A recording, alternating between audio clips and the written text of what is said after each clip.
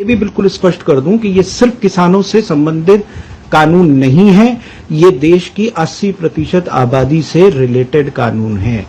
ये भ्रांति फैलाई जा रही है कि इससे सिर्फ किसानों का सरोकार है। बिल्कुल गलत है, ये किसानों का सरोकार नहीं है, ये पूरे राष्ट्र के 80% से ज्यादा जो आबादी है उसका सरोकार है। कि मान लीजिए एक पूंजीपति है, मैं किसी का नाम नहीं ले रहा, उस पूंजीपति को व्यापार करना है।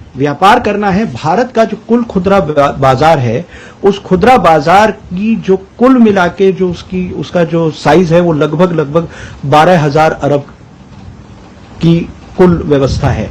अब इस व्यवस्था के ऊपर अगर किसी की आंख गड़ गई है, किसी पूंजीपति की, तो वो उसको लेना चाहता है। और ये इतना बड़ा बाजार है जो कि दुनिया का सबसे बड़ा बाजार है, लिहाजा जो दुनिया की और बड़ी कंपनीज हैं उनकी भी नजर इसके ऊपर है।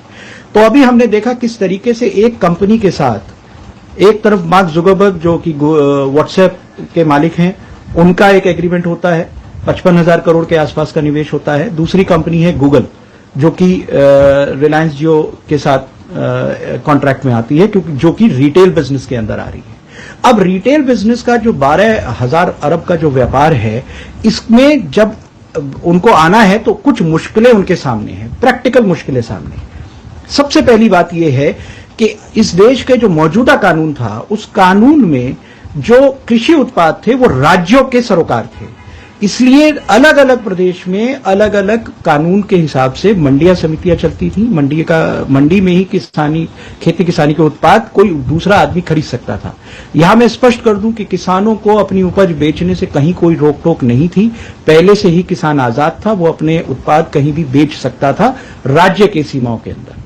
लेकिन इसमें भी एक बहुत बड़ी भ्रांति लगातार फैलाई जा रही है।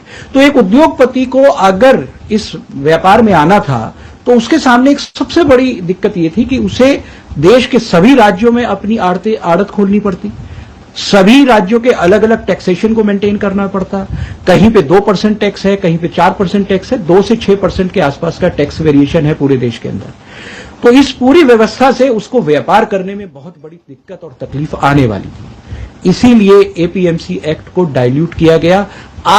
अब उस उद्योगपति को, उस व्यापारी को, उस पूंजीपति को कोई लाइसेंस कहीं लेने की जरूरत नहीं है।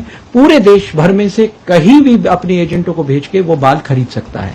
तो ये उस व्यापार की व्यवस्था को आसान और सुलभ करने के लिए पहला एक्ट खत्म किया गया, जो कि एपीएमसी एक्ट है। अब जब उस व्यापारी ने माल खरीदना शुरू किया, तो जब उसने माल खरीदा है तो अब उसकी जो दूसरी दिक्कत है वो ये है कि मान लीजिए वो एक सीमा से अधिक माल का स्टोरेज करता है, क्योंकि जब माल पूरे देश में खरीदेगा तो स्टोरेज कैपेसिटी बढ़ेगी। तो उस स्टोरेज कैपेसिटी को वो बढ़ा नहीं सकता, क्योंकि जो उस अभी तक के जो देश के कानून थे वो जमाखोरी के खिलाफ थे, आप जमाखोरी नहीं कर सकते थे।